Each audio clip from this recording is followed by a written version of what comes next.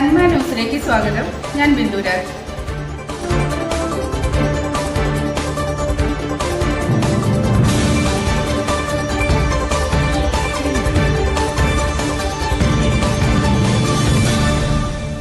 മൂന്നിയൂർ ഗ്രാമപഞ്ചായത്ത് ഹെൽത്ത് ഡിപ്പാർട്ട്മെന്റിന്റെ ആഭിമുഖ്യത്തിൽ ലഹരി വിരുദ്ധ ബോധവൽക്കരണ ക്യാമ്പ് സംഘടിപ്പിച്ചു.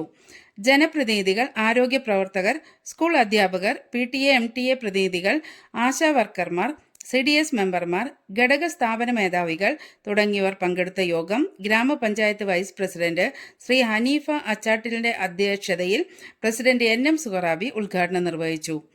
ആരോഗ്യ വിദ്യാഭ്യാസ standing committee chairman PP Muneer master, Tirurangadi block panchayat സ്ഥിരം സമിതി അധ്യക്ഷൻ star Muhammad, CP Zubaida, medical ഓഫീസർമാരായ റഫീഖ്, അഖിൽ HI, പഞ്ചായത്ത് സെക്രട്ടറി നാസില എന്നിവർ സംസാരിച്ചു. വാർഡ് തല ജാഗ്രതാ സമിതികൾ കാര്യക്ഷമമാക്കുവാനും ക്ലബ്ബുകൾ, സാമൂഹിക സന്നദ്ധ പ്രവർത്തകർ, രാഷ്ട്രീയ പ്രതിനിധികൾ, കുടുംബശ്രീ അംഗങ്ങൾ, മഹല്ല് കമ്മിറ്റി അംഗങ്ങൾ എന്നിവരെ ഉൾക്കൊള്ളിച്ചുകൊണ്ട് വാർഡ് തലത്തിൽ കർമ്മപദ്ധതികൾ ആവിഷ്കരിക്കുവാനും ലഹരി വിതരണക്കാരെ കണ്ടെത്തുന്നതിന് ഒരു ഇന്റേണൽ വിജിലൻസ് ടീമിനെ നിയോഗിക്കുവാനും തീരുമാനിച്ചു.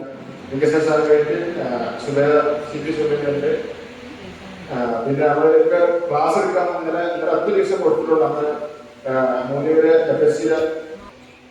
ഇത് നമ്മൾ ചെറിയ വാർഡ് തലങ്ങളിൽ ചെറിയ സെല്ലുകൾ രൂപീകരിച്ച് അവരൊരു മോണിറ്ററിംഗ് സമിതി വെച്ച് ഒരു വിജിലന്റ് ടീമിനെ ഇതിനു വേണ്ടി തയ്യാറാക്കി. വ്യാപാരി വ്യവസായിക ആളുകളോട് ഇവരൊക്കെ നമ്മുടെ സമൂഹവുമായി ബന്ധപ്പെട്ട ആളുകളാണ്. അപ്പൊ എവിടെയാണോ ഇത് കണ്ടെത്തുന്നത്, ഇവരെ ഇത് കണ്ടെത്തി അവരെ പിടിച്ച് അറസ്റ്റ് ചെയ്ത് ലോക്കപ്പ് എല്ലാം നമ്മുടെ ലക്ഷ്യം. അവനെ നിയമപരമായി അവനെ വേണ്ട ശിക്ഷ കൊടുക്കുന്നതോടൊപ്പം തന്നെ അവരെ സമൂഹത്തിന്റെ മാർഗത്തിലേക്ക്, അതായത് സമൂഹത്തിന്റെ മുഖ്യധാരയിലേക്ക് കൊണ്ടുവരണമെങ്കിൽ അവർക്ക് ഒരുപാട് നിർദ്ദേശങ്ങൾ നൽകണം.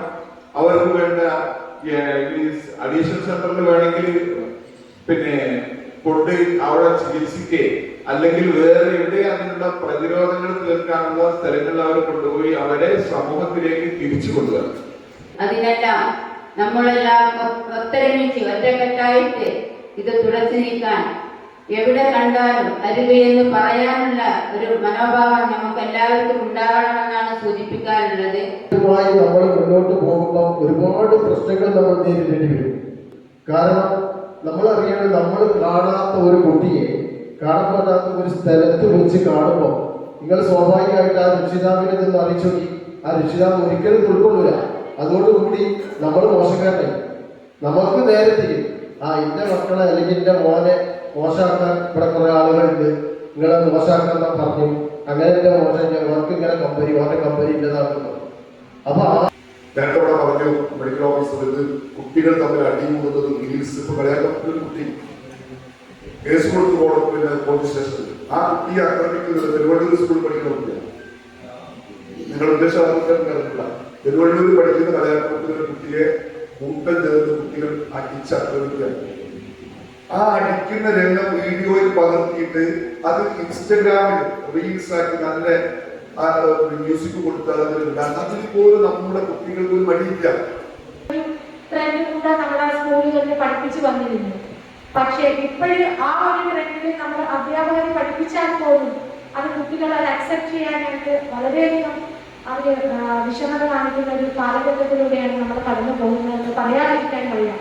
എന്റെ മകന്റെ സ്കൂളിൽ ഞാൻ PTA മീറ്റിംഗിന് ചെന്നപ്പോൾ 9ാം ക്ലാസ്സിൽ എന്റെ മകനെ പഠിപ്പിച്ച ടീച്ചർ എന്നോട് പറയുന്ന ഒരു കാര്യമുണ്ട്.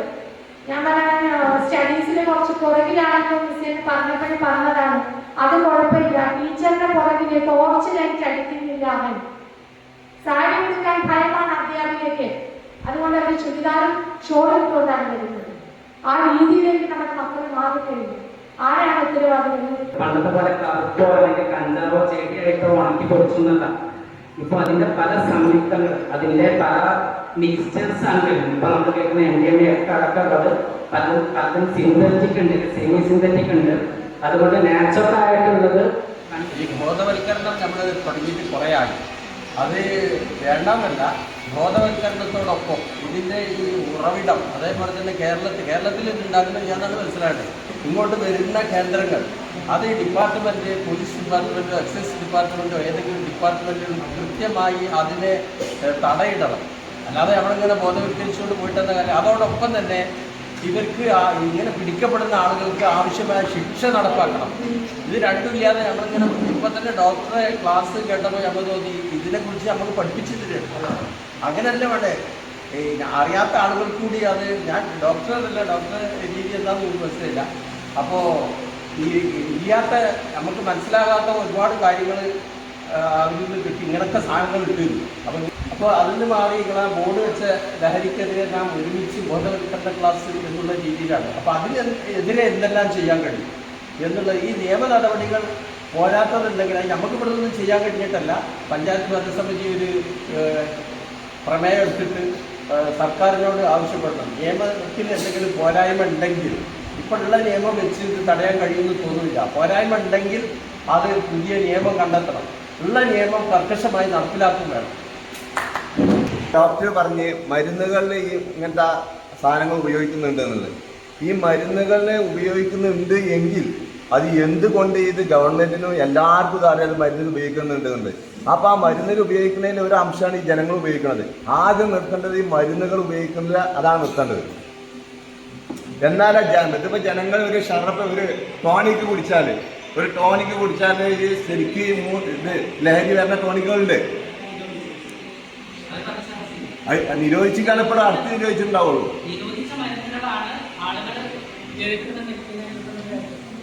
അല്ല, ഇപ്പോഴും ഒരുപാട് മരുന്നുകൾ അങ്ങനെ ഉപയോഗിക്കുന്നുണ്ടല്ലോ. ആദ്യം അതൊക്കെ നിർത്തിയാലാണ് ഇതിന് ശരിക്കുള്ള. അപ്പൊ അതിന് ആവശ്യം ഇതാണ്, അതിന് ഈ മരുന്നുകൾക്ക് ആവശ്യം ലഹരി ആവശ്യമുണ്ട് എന്നുള്ളതാണ്. അനസ്തേഷ്യ കൊടുക്കാനൊക്കെ ഉപയോഗിക്കുന്ന ഡ്രഗിന്റെ ഡെറിവേറ്റീവാണ് ഈ കാര്യങ്ങളൊക്കെ. അത് പക്ഷെ അതിന്റെ സൈഡ് എഫക്ട് കൂടിയതുകൊണ്ടാണ് ഡ്രഗ് എന്ന് ഒഴിവാക്കിയത്. അതുപോലെ തന്നെ ഈ മോർഫീന് ആവശ്യമുള്ള സാധനം ക്യാൻസർ പേഷ്യൻസിന് മോർഫിൻ കൊടുത്തില്ലെങ്കിൽ അവർക്ക് ഇടന്ന് മുളയാണ്. അങ്ങനെ സിറ്റുവേഷൻ കൊടുക്കേണ്ട ഡ്രഗുകളാണത്. പക്ഷെ നമുക്ക് അത് മിസ്യൂസ് ആയി വരികയാണ്. ഇതുമായി ബന്ധപ്പെട്ട് ചില വിഷയങ്ങൾ നടക്കുന്നുണ്ട്. പാലിൻ്റെ സ്കൂളാണെങ്കിൽ അപ്പോൾ ഹൈസ്കൂളാണ് മെയിനായിട്ട് കേന്ദ്രീകരിക്കുന്നത്. ചെറിയ സ്കൂളല്ല. ഇവിടെ ഹൈസ്കൂളിലെ പഠനങ്ങൾ ആരും കാണുന്നില്ല. ഹൈസ്കൂൾ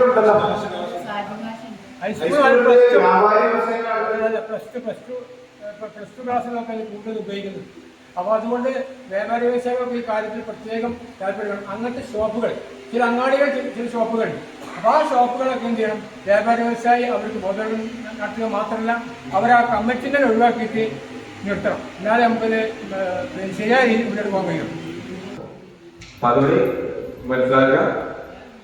പിന്നെ ഈ പരിപാടിയിൽ പങ്കെടുത്ത എല്ലാവർക്കും ഒറ്റ വാക്കിൽ നന്ദി രേഖപ്പെടുത്തിക്കൊണ്ട് ഈ ചടങ്ങുകൾ സാധിച്ചത്